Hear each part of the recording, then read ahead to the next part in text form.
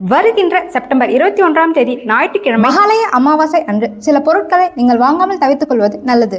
இந்த பொருட்களை நீங்கள் வாங்கினால் பித்ருக்களின் சாபத்திற்கு ஆளாக நேரிடும். அது மட்டும் இல்லாமல் சனி பகவானின் கோபத்தை அதிகரித்துவிடும்.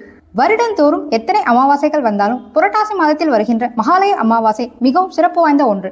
அன்றைய தினம் சில பொருட்களை வாங்கக்கூடாது என்று சாஸ்திர ரீதியாக கூறப்பட்டுள்ளது. அவை என்ன பொருட்கள் என்று தெரிந்த அமாவாசை அன்று துடைப்பம் வாங்குவதை தவிர்த்துக்கோங்க.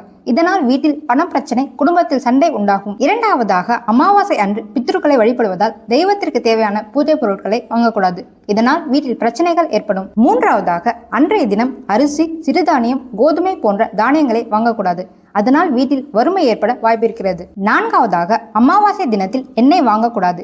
எண்ணெய் தேய்த்து குளிக்கவும் கூடாது. இதை நீங்கள் தவிர்த்துக் கொள்ளுங்கள். இல்லை என்றால் சனி தோஷம் பிடிக்கும். ஐந்தாவதாக, அமாவாசை தினத்தன்று அசைவம் வாங்கி வரக்கூடாது. அன்று வீட்டில் அசைவம் சமைத்து சாப்பிடவும் கூடாது. இதனால் உடலில் ஆரோக்கியம் சம்பந்தமான பிரச்சனைகள் ஏற்பட நேரிடும். இது போன்ற பல நல்ல விஷயங்களை தெரிந்து கொள்ள நமது சேனலை சப்ஸ்கிரைப் செய்துக்கோங்க.